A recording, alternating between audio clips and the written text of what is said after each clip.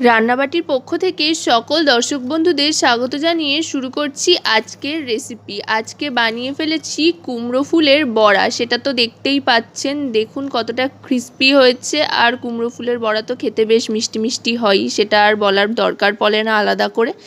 দেখুন প্রথমেই নিয়ে নিয়েছি কয়েকটা কুমড়ো ফুল। কুমড়ো ফুলগুলোর মাঝখান থেকে যে রেণুটা থাকে সেটা ফেলে দিয়েছি। ফেলে দিয়ে ভালো করে ধুয়ে পরিষ্কার করে নিয়েছি।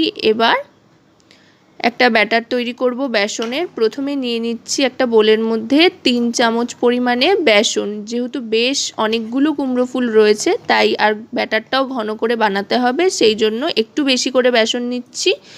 বড় চা চামচের 3 চামচ বেসন নিয়ে নিলাম। তারপর ওই বড় চা চামচের 1 চামচ 2 চামচ সুজি নিয়ে নিলাম। এতে বেশ মুচমুচে হবে আর ব্যাটারটা বেশ থিকও হবে। এবার দিয়ে দিচ্ছি পরিমাণ মতো লবণ। এবার দিয়ে দিচ্ছি একটু কালো জিরে।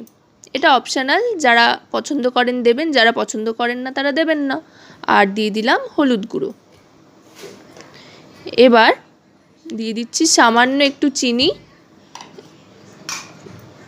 এবার একটু তেল দিয়ে দেব। তেলটা আমি 2 চামচ মতো দিচ্ছি। তেলটা আপনারা আপনাদের পছন্দ মতো কম বেশি করতে পারেন। তেলটা দিয়ে আমি একটু ময়ান দিয়ে নেব ভালো করে, এতে ক্রিস্পি হবে, বেশ ভালো লাগে খেতে, মুচমুচে হয়। তেল দিয়ে ময়ান দিয়ে নিলাম। এবার আস্তে আস্তে জল দেব। জলটা একবারে ঢেলে দিলে কিন্তু ডালা পেকে যাওয়ার সম্ভাবনা আছে, তাই অল্প অল্প করে জল দিয়ে এরকম ধীরে ধীরে ফেটাতে হবে। ফেটিয়ে একটা স্মুথ থিক ব্যাটার বানিয়ে নিতে হবে। পরিমাণ মতো জল দিয়ে দেখতেই পাচ্ছেন কনসিস্টেন্সিটা কীরকম হয়েছে। ঠিক এইরকম কনসিস্টেন্সিতে বানিয়ে নিয়ে এবার কুমড়ো ফুলগুলোকে ব্যাটারের মধ্যে ভালো করে চুবিয়ে নিয়ে তেল গরম করে তাতে ছেড়ে দিতে হবে। একটা ছেড়ে দিয়েছি, আরও আরেকটা নিয়ে ছেড়ে দিলাম। কড়াইয়ের জায়গা অনুযায়ী বুঝে, একটা দুটো তিনটে কটা দিলে সুবিধা হয় সেরকম বুঝে ভাজতে হবে।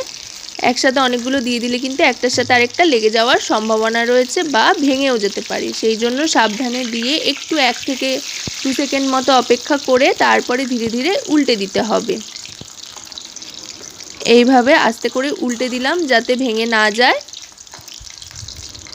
তারপর গোল্ডেন ব্রাউন কালার হলে আস্তে করে তুলে নেব। তুলে নিয়ে এবার এটাকে খুব সুন্দর করে সার্ভ করে দেব। আপনারা আপনাদের পছন্দ মতো যে কোনো কিছু দিয়েই সার্ভ করতে পারেন। তা আজকের রেসিপিটা আপনাদের কেমন লাগলো অবশ্যই আমাকে কমেন্টের মাধ্যমে জানাবেন, এবং রান্নাবাটি চ্যানেলকে অবশ্যই সাবস্ক্রাইব করে রান্নাবাটির পাশে থাকবেন। আজকের মতো আমি এখানেই বিদায় নিচ্ছি, আবার খুব শিগগিরই চলে আসব।